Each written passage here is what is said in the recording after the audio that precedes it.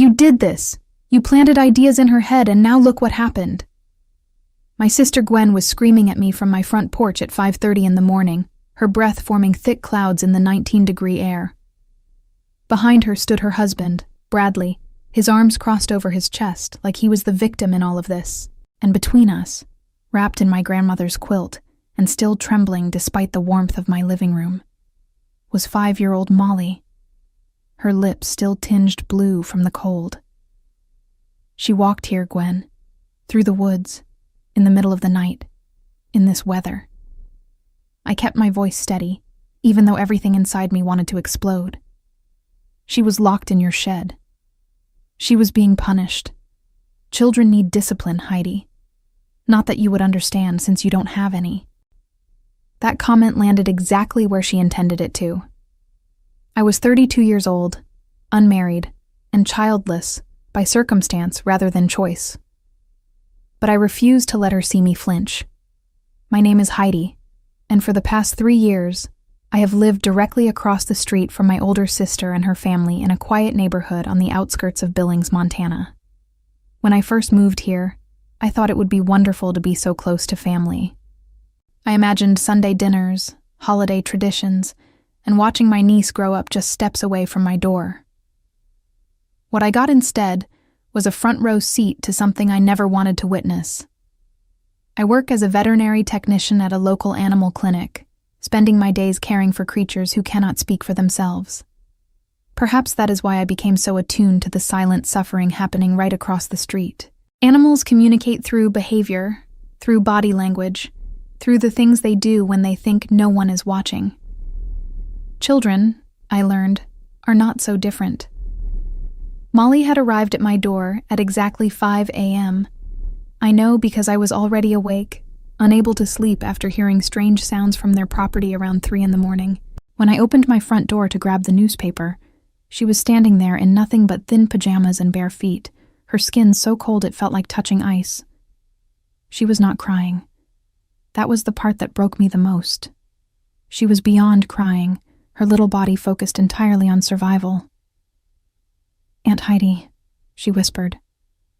I got out. The lock was old. I pulled her inside immediately, wrapped her in the warmest blanket I owned, and called emergency services. Then I called Gwen and Bradley, because despite everything, I still believed in giving people the chance to explain themselves. I still believed that maybe I had misunderstood what I had been seeing for months. I was wrong. Now Gwen stood in my doorway, rage contorting her features, while her daughter sat on my couch with a cup of warm milk clutched in her tiny hands. The police were on their way. I had made sure of that before making any other calls. "You need to give her back to us right now," Bradley said, stepping forward. His voice carried that particular tone of authority that men like him use when they expect immediate compliance. "This is a family matter, and you're blowing it completely out of proportion." "She has hypothermia symptoms, Bradley. Her core temperature when I checked it was dangerously low. This is not a family matter anymore." "You checked her temperature?" Gwen laughed, but it was a sharp, ugly sound. "Playing doctor now? You're a vet tech, Heidi. You work with dogs and cats.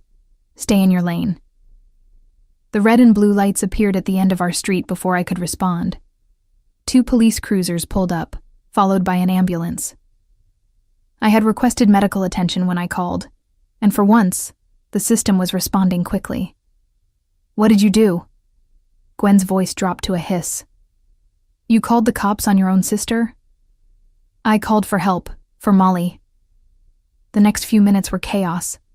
Paramedics rushed inside to assess Molly while officers separated us for statements. I watched as my niece was gently examined, her vitals checked, her little body finally beginning to warm. She kept looking at me with those enormous brown eyes, and in them I saw something I had seen building for months, but had been too afraid to fully acknowledge. Relief. Pure, overwhelming relief. She was not afraid of the strangers in uniforms. She was not crying for her parents. She was relieved to be away from them, and that single realization hit me harder than anything else that morning. One of the officers, a woman with kind eyes and a no-nonsense demeanor, approached me after speaking with the paramedics. "Ma'am, we're going to need to ask you some questions about what happened tonight. But first, I need to know if you have any information about the child's home situation that might be relevant." I looked at Gwen, who was watching me with naked fury. Bradley stood beside her, already crafting his version of events for whoever would listen. They expected me to cover for them. They expected me to minimize, to explain away, to protect the family image the way I always had. But there was a folder in my bedroom closet, a folder I had been adding to for 6 months, a folder I never wanted to need. "Yes," I said quietly. "I have information. I have a lot of information." Growing up, Gwen was always the golden child. She was 3 years older than me, prettier according to our mother, more charming according to our father, and more likely to succeed according to everyone who met us. I learned early to accept my role as the supporting character in her story, the responsible one who cleaned up messes while she created them. When Gwen married Bradley 8 years ago, the whole family celebrated like royalty had joined our bloodline. He came from money, old Montana ranching money that had diversified into real estate and investments. He drove expensive trucks, wore designer boots, and spoke with the confidence of a man who had never been told no in his entire life. Our parents were thrilled. I remember my mother pulling me aside at the wedding to whisper that maybe I should try to find someone like Bradley, someone who could give me a good life. What our mother did not see, what none of us saw back then, was the way Bradley looked at Gwen when she laughed too loudly at someone else's joke, the way his hand tightened on her arm just a little too firmly, the way Gwen slowly stopped laughing altogether. Molly was born 5 years ago, and for a brief period, Gwen seemed genuinely happy. She threw herself into motherhood with the same intensity she brought to everything else, determined to be perfect at it. But perfection is exhausting, and Bradley was not the kind of husband who helped carry the load. He expected dinner on the table, a clean house, and a wife who looked presentable at all times. The baby was her responsibility, her project, her problem when things went wrong. I moved across the street 3 years ago, after my engagement ended, and I needed a fresh start. Gwen offered me the rental property at a reduced rate, and I thought it was a gesture of sisterly love. Now, I wonder if she wanted a witness nearby, someone to validate her choices, or perhaps someone to eventually rescue her daughter when she could not. The first time I noticed something wrong was during a family dinner about 18 months ago. Molly, who was 3 at the time, accidentally spilled her juice on the tablecloth. It was a minor incident, the kind of thing that happens with small children every day, but Bradley's reaction was immediate and intense. "Take her outside until she can behave like a human being," he said to Gwen, his voice cold and measured. Gwen grabbed Molly's arm and marched her to the back porch without a word of protest. Through the window, I watched my niece standing alone in the November chill, crying silently, while we finished our meal inside. When I asked if Molly could come back in, Gwen shot me a look that said clearly to mind my own business. After that, I started paying closer attention. I noticed how Molly flinched at loud noises. I noticed how she always asked permission before eating, drinking, or using the bathroom. I noticed the bruises on her arms that Gwen explained away as playground accidents, even though Molly did not attend daycare or preschool. Bradley insisted on homeschooling, which meant Molly rarely left the house or interacted with other children. 6 months ago, I made a decision. I started documenting everything I observed. Every time I saw Molly outside alone at inappropriate hours, I took a photograph with a timestamp. Every time I heard shouting from across the street, I recorded the audio. Every text message Gwen sent me complaining about Molly's behavior or asking me to watch her at odd times, I saved. I was not sure what I was preparing for, but something inside me knew that one day, this child would need someone to speak for her. The folder grew thicker each week. I included notes about Molly's physical appearance when she visited me, documenting weight loss, unexplained injuries, and her emotional state. I recorded our conversations when she would slip away to my house, seeking the warmth and safety she could not find at home. "Daddy says I'm bad," she told me once, her voice matter-of-fact in the way that children who have been told something repeatedly eventually accept it as truth. "He says bad children don't deserve nice things." "What nice things don't you deserve, sweetheart?" "Dinner sometimes. My bed when I'm really bad. I have to sleep in the cold room." The cold room. She meant the shed at the back of their property, an uninsulated wooden structure that Bradley used for storage. The idea that they were sending a child there as punishment turned my stomach. But when I confronted Gwen about it, she dismissed my concerns completely. "You don't understand parenting, Heidi. Sometimes children need serious consequences to learn. She's fine. She has blankets out there." Blankets. In a Montana winter. For a 5-year-old. I called Child Protective Services anonymously after that conversation. An investigator visited their home, but Gwen and Bradley were prepared. The house was spotless, Molly was dressed adorably, and they performed the role of loving parents perfectly. The case was closed without findings. That failure taught me something important. Authorities needed more than my word. They needed evidence that could not be explained away or dismissed as a misunderstanding. So I kept documenting, kept watching, kept waiting for the moment when the truth would become undeniable. That moment came at 5 a.m. on a January morning, when Molly picked the lock on the shed door with a hairpin she had hidden in her pajamas and walked half a mile through frozen woods to reach me. She had learned to save herself because she knew no one else would. The paramedics wanted to transport Molly to the hospital for evaluation. Her temperature had stabilized, but they were concerned about potential frostbite on her toes and the lingering effects of prolonged cold exposure. I watched Gwen try to insert herself into the ambulance, insisting that she needed to accompany her daughter. "Ma'am, we need to speak with you here first," Officer Daniels said firmly, blocking her path. "The child will be well cared for. You can meet her at the hospital after we finish our conversation." "This is ridiculous. She's my daughter. You can't keep me from my own child." Bradley stepped in with his practiced calm. "Officers, I think there's been a significant misunderstanding here. Our daughter was put in a timeout that got a little out of hand. She snuck out without us knowing. We would never intentionally harm her. She was locked in a shed," I said from where I stood near the ambulance. "In 19-degree weather. For how long, Molly?" The little girl looked at me, then at her parents, then back at me. Her voice was barely a whisper when she answered. "Daddy put me there after dinner. I asked for more food because I was still hungry, and he said greedy girls need to learn." The silence that followed was deafening. Even Bradley, who always had a response ready, seemed momentarily frozen. "She's lying," Gwen said quickly. "She makes things up for attention. She's always been dramatic, ever since she was a baby.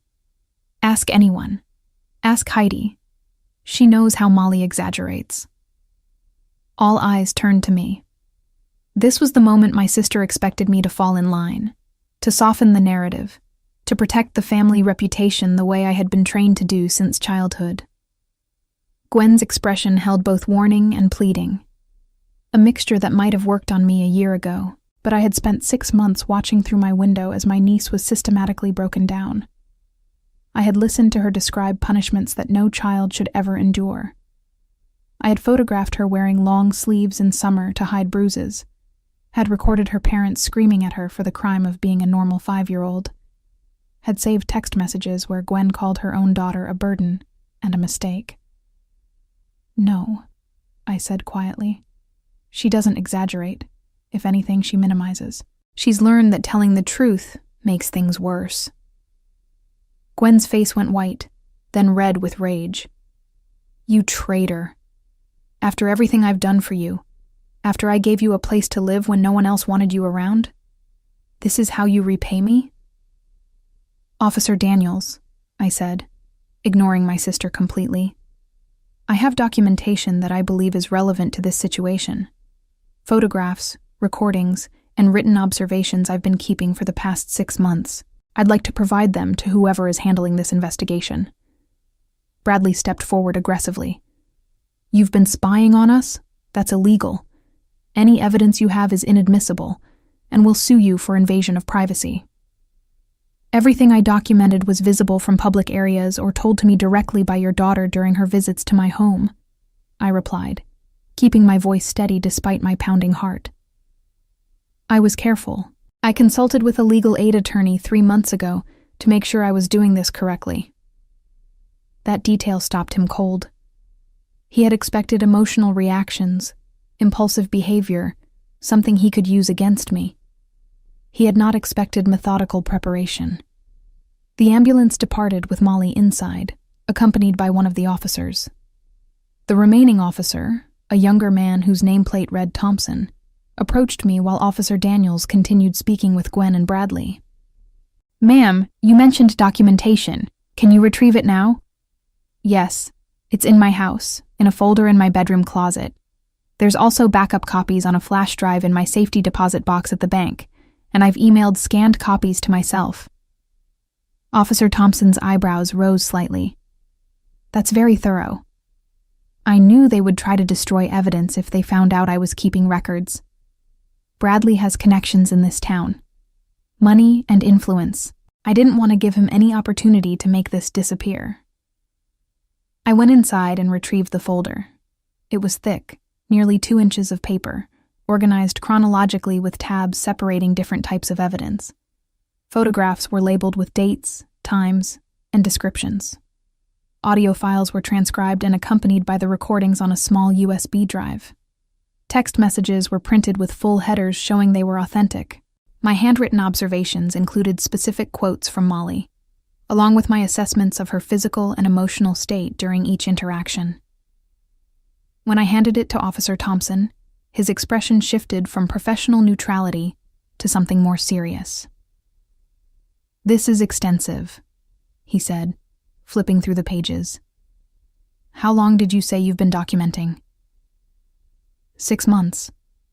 I wanted to call for help sooner, but the first report I made was dismissed after a single home visit. I realized I needed irrefutable evidence before anyone would take action. He nodded slowly. I understand.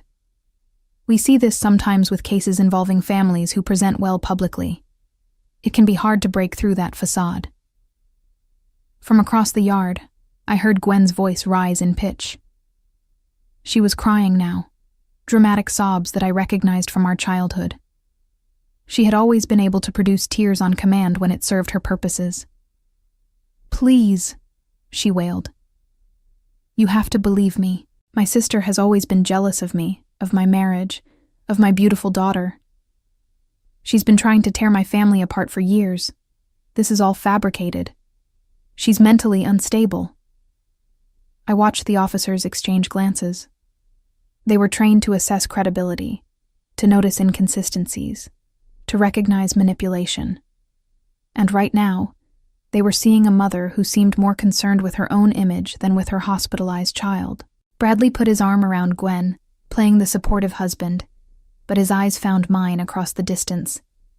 In them, I saw pure hatred and a promise of retaliation. Whatever happened next, I had made enemies of my own family. But looking at that folder in Officer Thompson's hands, I knew I had also done something far more important. I had given Molly a voice when everyone else had been content to let her suffer in silence.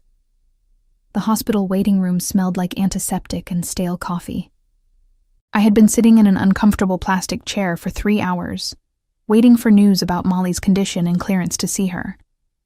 Officer Thompson had taken my documentation to the station for review, but another officer remained stationed outside Molly's room as a precaution. Gwen and Bradley arrived about an hour after I did. They sat on the opposite side of the waiting room, not speaking to me, alternating between whispered conversations and checking their phones. Bradley made several calls, stepping outside each time, and I could only imagine who he was contacting. Lawyers, probably. Maybe some of his influential friends who could help spin this situation in their favor. A social worker named Patricia approached me around 9 a.m.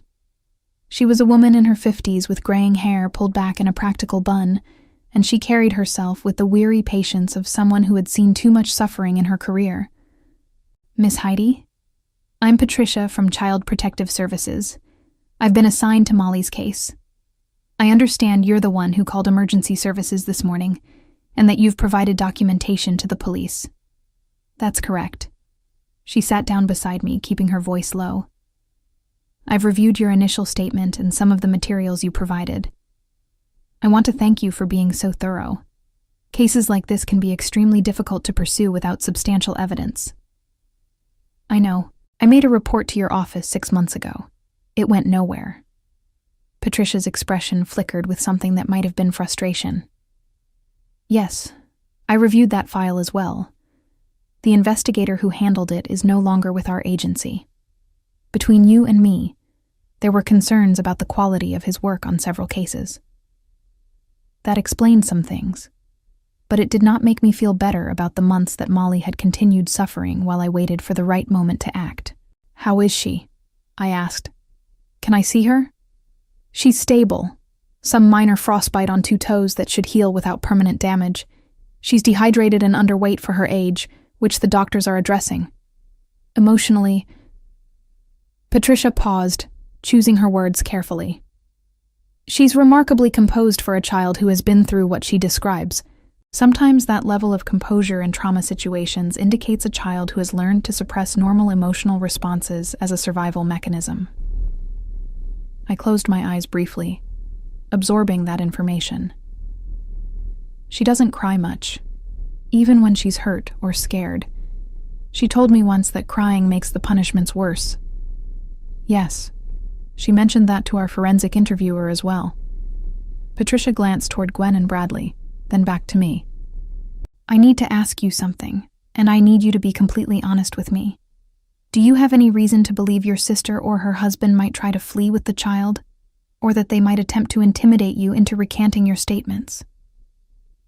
"Bradley has money and connections. I wouldn't put anything past him at this point." She nodded. "I've already recommended that custody be transferred temporarily while the investigation proceeds. Given the physical evidence, Molly's statements, and your documentation, I believe there's sufficient cause for emergency removal. However, I want to prepare you for the possibility that the parents will fight this aggressively." "I understand. There's something else." Patricia lowered her voice further. "In my experience, when cases involve families with resources and social standing, there's often an attempt to redirect blame. They may try to paint you as unstable, vindictive, or as having inappropriate motives for your involvement with the child. You should be prepared for that." Gwen already started. She told the police I'm jealous and mentally unstable. "Document everything from this point forward as well. Keep records of any contact they make with you, any statements they make about you publicly, anything that might constitute harassment or witness intimidation." She handed me her card. "Call me if you have any concerns or if something changes. This investigation is just beginning." A commotion from the opposite side of the waiting room drew our attention. Bradley was on his feet, his phone pressed to his ear, his voice carrying despite his attempts to keep it quiet. "I don't care what it takes. Get him here now. This whole thing is a setup by my psychotic sister-in-law, and I need legal representation before they railroad us into something." He noticed me watching and his expression hardened. He ended the call and walked over, Bradley towering over where I sat. "You think you've won something here, Heidi? You think you're some kind of hero?" His voice was quiet but seething with barely contained rage. "When this is over, and it will be over soon, I'm going to make sure you regret every single thing you've done. That rental house you live in? Gone. The job you're so proud of? I know people on the clinic's board. Your reputation in this town? Destroyed." He leaned closer. "By the time I'm finished with you, you'll wish you'd minded your own business." I stood up slowly, meeting his eyes without flinching. The fear was there, somewhere beneath my ribs, but I refused to let him see it. Your 5-year-old daughter walked barefoot through frozen woods in the middle of the night to escape your house. Whatever you think you can do to me doesn't change that. It doesn't change what you did to her, and it doesn't change the evidence that multiple people have now seen. What evidence? Some photographs taken from across the street and recordings that were probably manipulated. My lawyers will tear that apart. Then let them try. Officer Daniels appeared beside us, her expression alert. Is there a problem here? No problem, Bradley said smoothly, stepping back. Just a family discussion. You know how emotional these situations can be. I'd recommend keeping your distance from each other until this is resolved. She looked at me with something that might have been approval. Miss Heidi, the detective assigned to the case would like to speak with you when you have a moment. Room 114 down that hallway. I gathered my things and followed her direction, feeling Bradley's glare boring into my back with every step. Whatever came next, I had made my choice. There was no going back now. Detective Angela Ruiz was not what I expected. She was younger than me, probably late 20s, with sharp eyes and a direct manner that suggested she had little patience for games. When I entered the interview room, she was reviewing my documentation folder, her expression unreadable. Have a seat, Heidi. I've been looking through what you provided, and I have to say, this is some of the most comprehensive civilian documentation I've seen in a child welfare case. You were clearly preparing for something. I was preparing for this exact situation. I knew eventually things would escalate to a point where action had to be taken. I just didn't know when or how. She set down the folder and studied me. Tell me about your relationship with your sister. The whole picture, not just the recent conflicts. I spent the next 20 minutes explaining our family dynamics. The way Gwen had always been favored. My role as the perpetual fixer and mediator. And how that dynamic had shifted when I started recognizing the signs of abuse in Molly. Detective Ruiz listened without interrupting, taking occasional notes. Your sister claims you've been jealous of her your entire life, and that you're fabricating this situation out of spite. What's your response to that? My response is that I have 6 months of documented evidence and a traumatized child who supports everything I've reported. If I wanted to hurt Gwen out of jealousy, there are easier ways than spending half a year building a case file. Detective Ruiz nodded slowly. Fair point. Here's my concern. Bradley has already contacted a lawyer, one with significant experience in cases like this. They're going to argue that you coached Molly, that the documentation is manufactured or obtained illegally, and that you have a personal vendetta. I need to know if there's anything in your past, any incident they might use against you, that could undermine your credibility. I thought carefully before answering. I was engaged 3 years ago. It ended badly. My ex-fiancé told people I was controlling and paranoid, which wasn't true, but it's out there. Gwen took his side, actually. She and Bradley remained friends with him even after everything that happened. What did happen?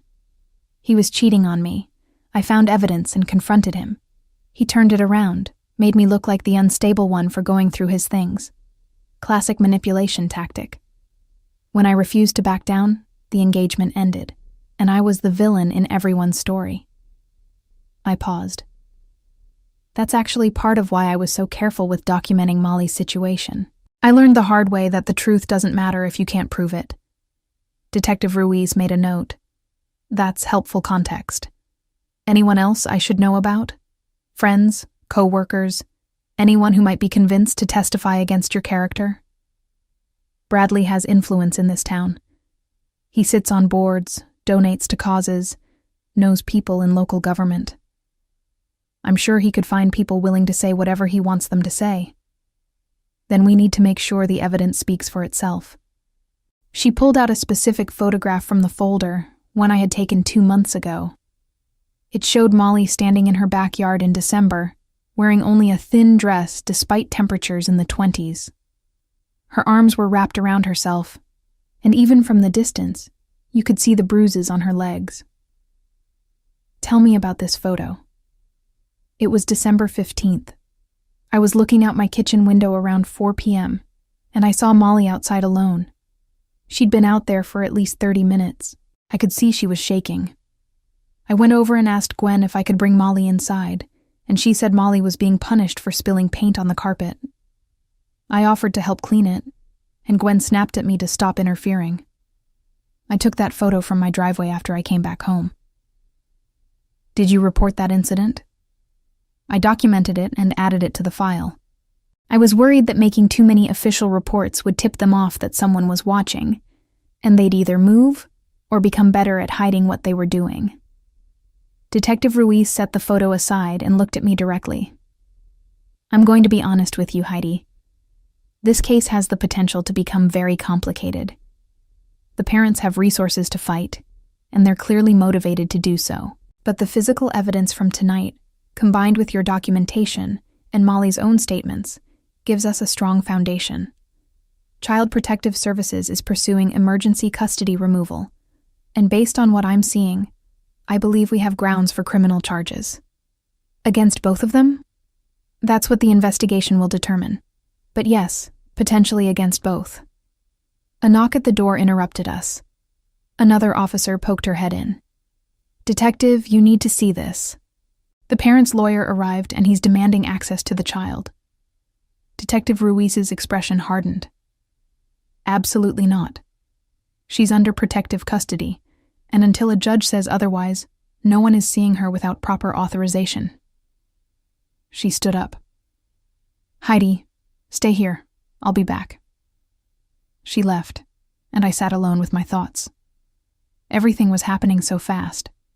This morning, Molly had been a secret I was desperately trying to protect. Now her case was in the hands of investigators, lawyers were getting involved, and lines were being drawn in ways that could not be undone. My phone buzzed. A text from Gwen. You have destroyed this family.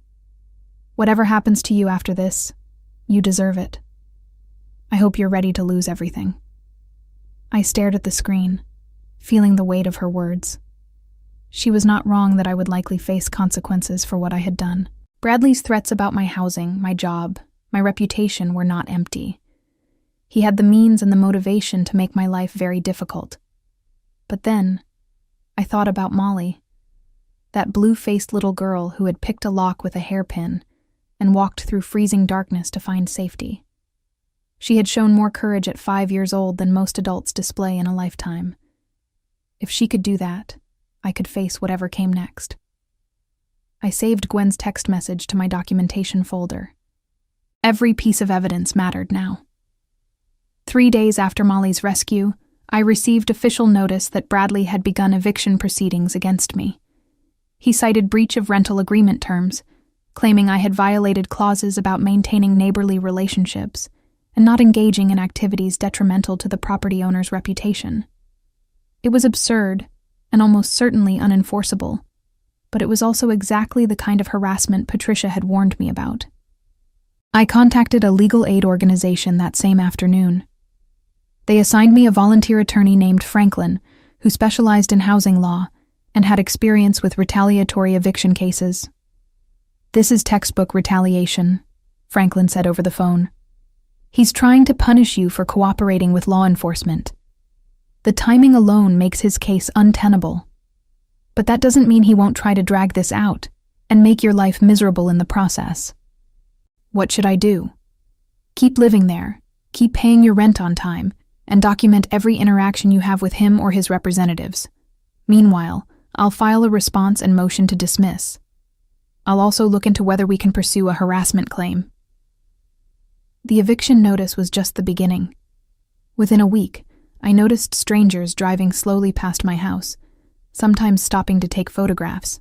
Someone had been going through my mailbox, leaving things disturbed, but not actually taking anything. One morning, I found a dead bird on my front porch, its neck clearly broken. There was no proof Bradley was responsible, but the message was clear. At work, the atmosphere shifted as well. My supervisor, a woman named Janet who had always been supportive, called me into her office with an uncomfortable expression. Heidi, I need to ask you about some things that have been brought to my attention.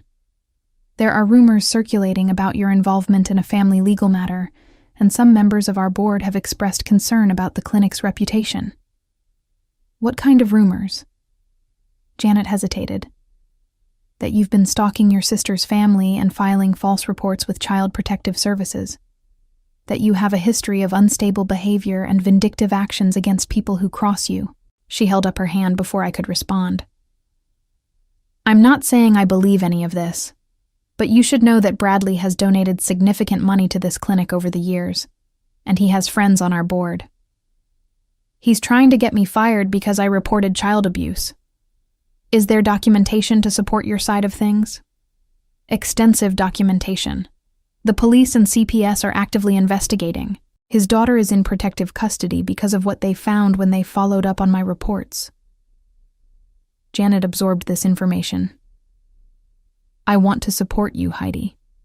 You're an excellent employee, and I've never seen any of the behavior these rumors describe. But I need you to understand that there may be pressure from above. If you have anything, any evidence that demonstrates you acted appropriately, I'd appreciate seeing it. I provided Janet with a summary of the situation, carefully redacted to protect Molly's privacy, but clear enough to demonstrate that my actions had been warranted. She read through it with growing concern evident on her face. This is serious. I had no idea. Most people don't. Bradley and Gwen are very good at presenting a perfect image. I'll do what I can to protect your position here. But please be careful. People with resources and something to lose can be unpredictable. I left her office feeling both grateful and uneasy. Having Janet as an ally was important, but the fact that Bradley's influence had already reached my workplace showed how far he was willing to go. That evening, Patricia called me with news about Molly. She's doing well in foster care. The family she's placed with has experience with trauma cases, and Molly seems to be responding positively. She's eating better, sleeping through the night, and starting to open up to her foster parents about her experiences. That's wonderful. Is there any update on the investigation? The police have interviewed Molly multiple times, using forensic interview protocols. Her statements have been consistent and detailed. She's described incidents going back at least 2 years, including the use of the shed as a punishment location multiple times. The medical examination found evidence of old injuries consistent with her descriptions. Patricia paused. The district attorney is preparing to file criminal charges against both parents. I sat down heavily, the weight of that information pressing on my chest. What kind of charges? Child abuse and neglect, at minimum. Possibly endangerment given the circumstances of that night. Bradley's lawyer is already pushing for lesser charges and bail, but the evidence is substantial. When? Charges should be filed by the end of this week. There will likely be a preliminary hearing within the next 2 weeks. You may be called to testify about what you observed and documented. The thought of facing Gwen and Bradley in a courtroom was daunting, but I had come too far to back down now. I'll testify, whatever you need. There's one more thing. Patricia's voice became careful. The foster family has mentioned that Molly asks about you frequently. She seems to have formed a strong attachment and feels safest when talking about visiting your house. They wanted me to ask if you might be open to supervised visits while the case proceeds. I felt tears prick my eyes for the first time since this ordeal began. Yes. Absolutely yes. Whatever I need to do, whatever paperwork or background checks are required, I'm willing. I'll start the process. These things take time, but given your involvement and Molly's clear preference, I think it can be arranged. After we hung up, I sat in the gathering darkness of my living room and let myself feel everything I had been suppressing. The fear, the anger, the grief for the little girl who had suffered for so long while I watched and documented and waited for the right moment. The guilt that I had not acted sooner, even knowing that moving too quickly might have resulted in the case being dismissed like the first one. But mostly, I felt determination. Bradley could threaten my housing, my job, my reputation. Gwen could send hateful messages and spread lies about me to anyone who would listen. None of it changed the fundamental truth of what had happened in that house, what had been done to that child, and what I had done to finally stop it. The folder of evidence that had lived in my closet for 6 months was now in the hands of people who could actually use it. And Molly was finally safe. That was the only victory that mattered. The preliminary hearing took place on a gray February morning, 3 weeks after Molly walked through the frozen woods to my door. The courtroom was smaller than I expected, more intimate, which made it harder to avoid looking at Gwen and Bradley sitting at the defense table with their expensive attorney. Bradley wore a perfectly tailored suit and an expression of wronged innocence. Gwen looked thinner than I had ever seen her, her face drawn and pale, but she still managed to shoot me looks of pure venom whenever the judge was not watching. The prosecutor, a methodical woman named Helen, walked me through my documentation piece by piece. The photographs were displayed on a screen for the court, each one accompanied by my explanation of when, where, and why I had taken it. The audio recordings were played, Gwen's voice filling the courtroom as she screamed at Molly for minor infractions, Bradley's cold pronouncements about discipline and consequences for bad behavior. "And can you explain this text message from the defendant, Gwen, dated November 12th of last year?" The message appeared on screen. "I can't deal with her anymore. She's ruining everything. Bradley says we need to be stricter, but nothing works. Sometimes I wish she had never been born." Gwen audibly gasped and turned to whisper frantically to her lawyer. Bradley's jaw tightened.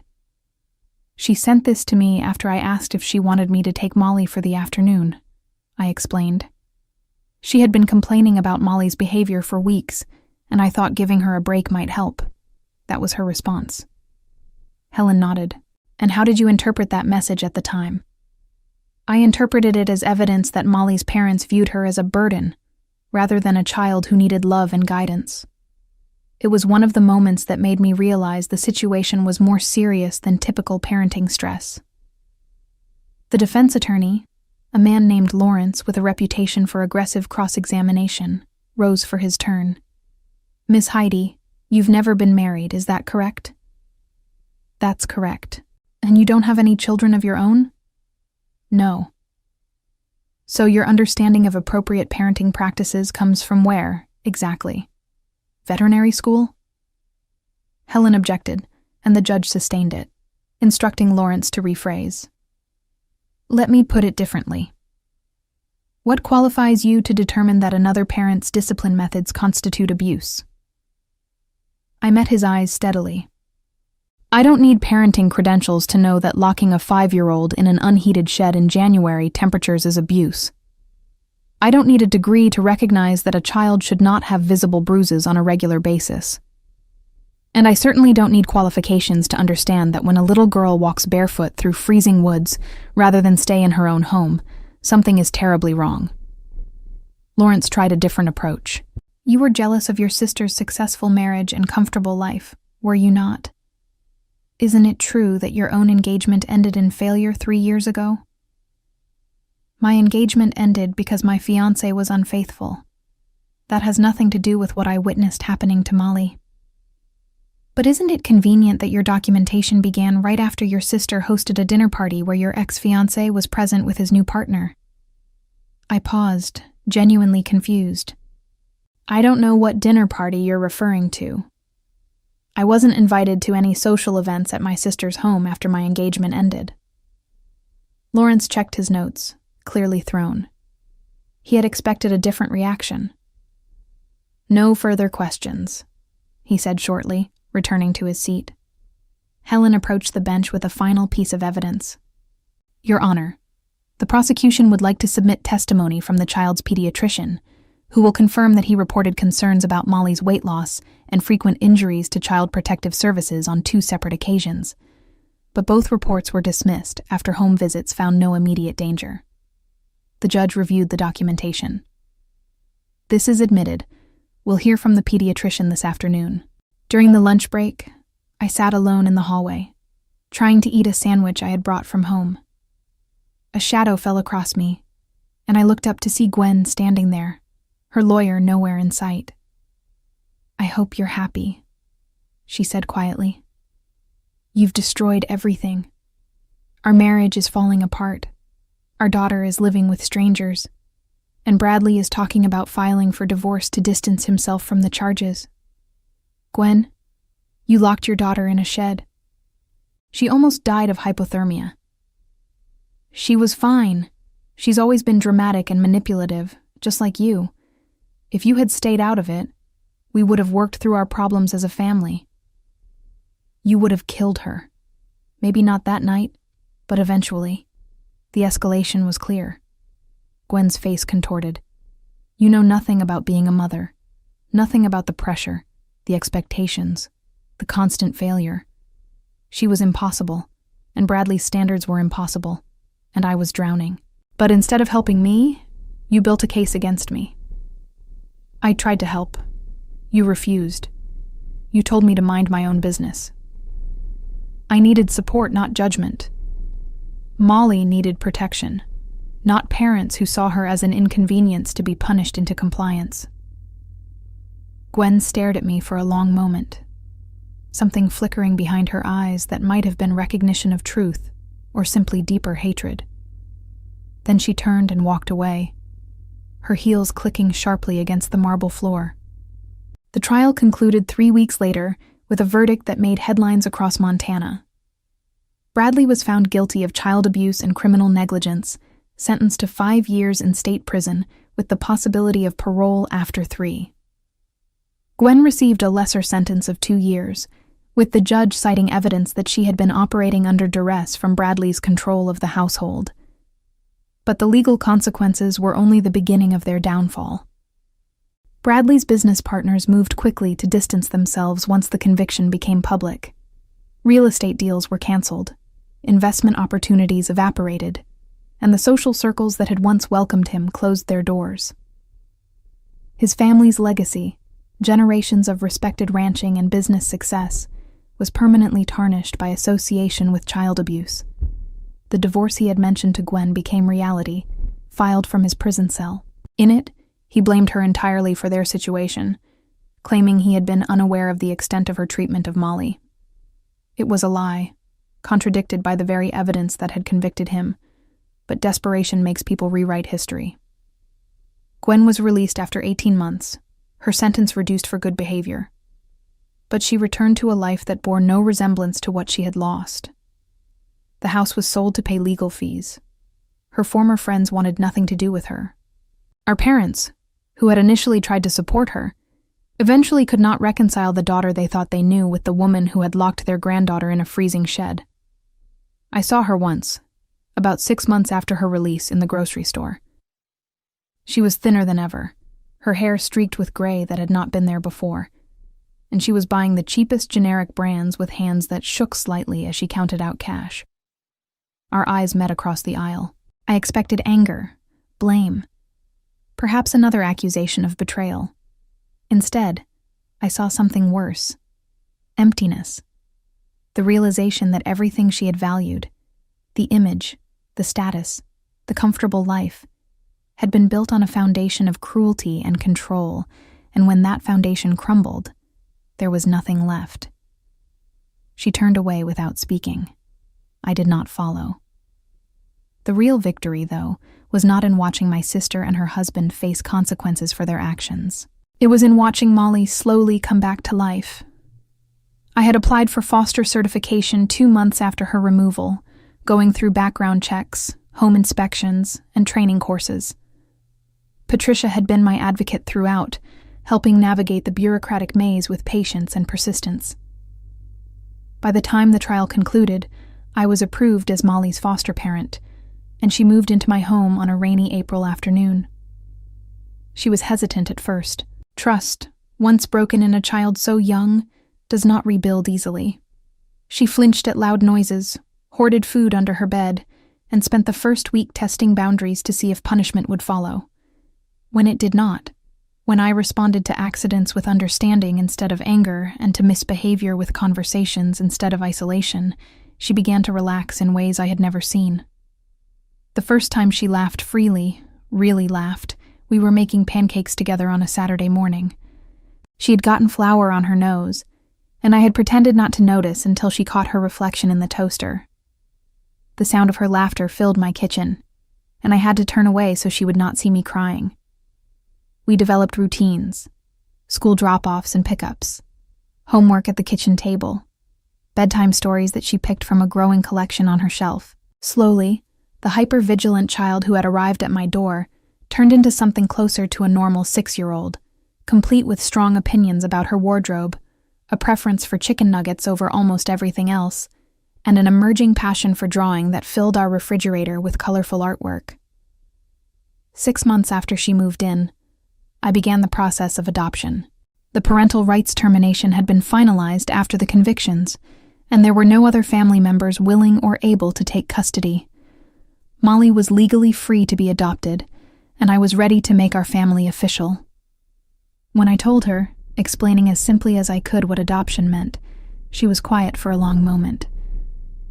"So you would be my real mom?" she asked finally. "I would be your legal mom. But honestly, Molly, I've felt like your mom since the night you showed up at my door. The paperwork is just making it official." She considered this. "But I could still call you Aunt Heidi if I want. You can call me whatever feels right." She nodded seriously. "I think I'll call you Mom, but sometimes Aunt Heidi, when I remember the before times." "That sounds perfect." The adoption was finalized on a crisp October morning, almost exactly 2 years after Molly had walked through frozen woods to find safety.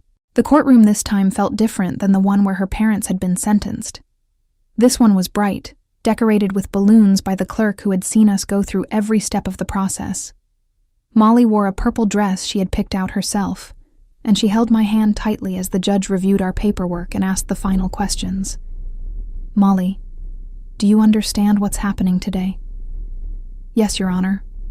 Heidi is becoming my real mom." "And is that what you want?" Molly looked up at me, and her smile was the answer before her words confirmed it. "More than anything." The judge signed the papers, declared us officially mother and daughter, and the small group of people who had supported us through everything burst into applause. Patricia was there, along with Janet from my work, Franklin the attorney who had fought off Bradley's eviction attempt, and Detective Ruiz, who had become something like a friend over the course of the investigation. Afterward, we went to Molly's favorite restaurant for lunch, a small diner that served the chicken nuggets she loved alongside pancakes all day. She chattered happily about school, about her upcoming birthday party, about the puppy she hoped we might adopt next. Normal things. The concerns of a normal child living a normal life. I watched her and felt the full weight of everything we had been through settle into something peaceful. The fear and anger that had driven me through months of documentation, through threats and harassment, through a trial that exposed my family's darkest secrets, had transformed into something quieter. Not quite forgiveness, perhaps never that, but something like resolution. Gwen would spend years trying to rebuild a life from the ashes of her choices. The last I heard, she had moved out of state, working minimum wage jobs and struggling to establish anything resembling stability. Bradley would serve his full sentence after parole was denied following disciplinary incidents in prison. Neither of them would ever be permitted contact with Molly, a court order that would remain in effect until she turned 18 and could make her own decisions. Our parents eventually reached out, tentatively and with obvious shame. They wanted to know their granddaughter, wanted to be part of her life now that the truth could no longer be denied. I let Molly decide, and she chose to meet them, with me always present, in slow, carefully supervised encounters that might someday become something warmer. Healing, I learned, does not follow a straight line, and forgiveness is not required for moving forward. The documentation folder that had started this entire journey now lived in a fireproof safe in my closet, alongside the adoption papers and other important documents. Sometimes I thought about burning it, destroying the evidence of that dark chapter forever. But something always stopped me. Perhaps because it served as a reminder of what had been necessary, what had been possible, and what had ultimately been worth every sleepless night and terrifying moment. Standing in my kitchen on a quiet evening, watching Molly do homework at the table where I had once spread out photographs and recordings and handwritten observations, I thought about how life rarely unfolds the way we expect. I had never planned to be a mother. I had certainly never planned to build a legal case against my own sister. But Molly had needed someone to fight for her, and I had been the only one willing to see what was right in front of everyone's eyes. The folder in that safe was evidence of suffering. Yes, but it was also evidence of something else. Of choices made when staying silent would have been easier. Of courage that did not feel like courage at the time, only like necessity. Of love that had grown from watching a small child endure what no child should ever experience, and deciding that enough was enough. Molly looked up from her math worksheet and caught me watching her. "What?" she asked, a hint of her old wariness flickering before being replaced by the trust we had built together. "Nothing, just happy." She smiled, that full genuine smile I had worked so hard to earn, and returned to her homework. Outside, snow was beginning to fall, the first of the season, turning the world soft and quiet and clean. Whatever came next, we would face it together, as a family. The months of secret documentation, the terror of confrontation, the long battle through courts and investigations, it had all led to this moment of perfect, ordinary peace. And looking at my daughter, safe and warm, and finally able to just be a child, I knew I would make every single choice again, without hesitation. Some fights are worth everything they cost. This one had been worth more.